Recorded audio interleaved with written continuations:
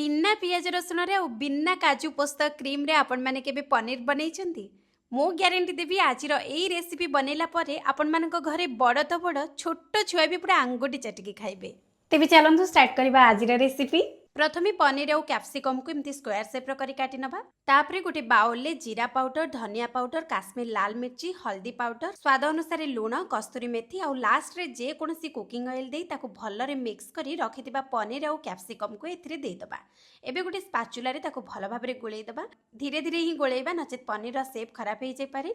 एबे गोटे पैन ने तेल देई तेल गरम होला परे रखिथिबा पनीर और कैप्सिकम को एथिरे देई लो फ्लेम रे ताकू भाजीबा। पनीर और कैप्सिकम भल भाबरे भाजी गला परे ताकू गोटे प्लेट रे काढी साइड रे रखिदबा। एबे चलंतु बनैबा आजिर स्पेशल मसला। स्पेशल मसला रे मु नेइची 50 ग्राम रो चिना बादाम, आधा इंच रो अदा, 3टी कंचा लंका और 2टा मीडियम साइज रो टमाटो। एबे सेई पैन ने हल्का तेल देकी बादाम को लो फ्लेम रे भाजीबा। बादाम रो कंचा स्मेल गला परे रखिथिबा बाकी सब को एथिरे ऐड कर दे मिक्स कर दबा। ए मसला को आउ टिके फ्लेवरफुल बनेबा पई एथिरे मु 4-5टा धनिया रो डांग देइची। आधा टेबल स्पून लुण देकी ताकू मिक्स करी कवर करके आउ टिके नरम होबा पई छाड़िबा। एबे कवर काढी देखि दूची सब बढ़िया से नरम ही जाइची।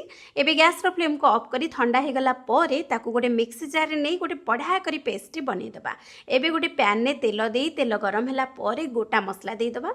गोटा मसला भलो भाबरे भाजी हे गला परे एबे इथिरे ऐड कर दबा कस्तूरी मेथी, half tablespoon Kashmir chilli powder, हल्दी पाउडर, धनिया पाउडर, जीरा पाउडर, स्वाद अनुसार लुण देकी ताकू भलरे मिक्स कर दबा। मसला भलरे मिक्स हे गला परे आगुरु रखिथिबा बटा मसला को इथिरे ऐड कर दबा। एबे सब को मिक्स कर देई ताकू कवर करके लो फ्लेम रे कुक करबा। एबे देखै दोची मसला रु एमिति तेल बाहरी आसला परे मसला को एमती भलरे टिके मिक्स कर दबा।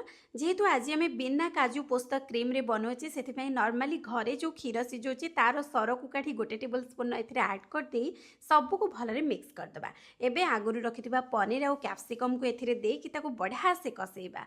लास्ट रे गोटे ग्लास रो गरम पानी देई ताकू भलरे मिक्स करके कवर करके आउ 4 ରୁ 5 मिनिट जे दम रे कुक करबा।